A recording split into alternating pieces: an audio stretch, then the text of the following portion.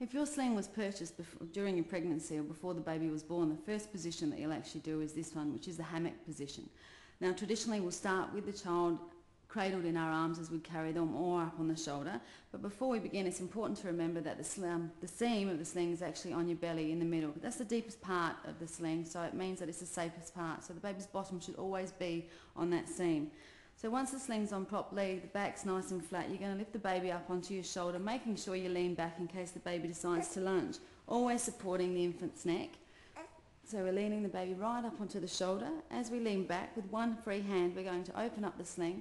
Make sure that we glide the child's legs into the sling, and as we turn them and support them on the sling, it's important to make sure that their back goes down flat, not that they go down facing you.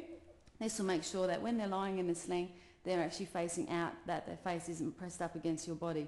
So sliding down and supporting the baby the whole way through, keeping your hand on the baby's bottom to make sure as we slide them down into the sling that their legs clear. So as you can see, we've got them in nice and sound there, pulling up the sides on the inside and the outside to make sure that they're not going to go anywhere. They're nice and secure because the sling is made in a U shape just for that. The baby's neck and back is totally supported in this position. It's always important to get moving straight away. If you keep still, it's more likely that the child's not going to settle because they like the movement. And another good point to remember, if you do have a premature baby or a really small baby, you can actually just fold the shoulder of the sling up, and what that will do is actually lift the baby up inside because it draws all the fabric behind. And from there, you're ready to go.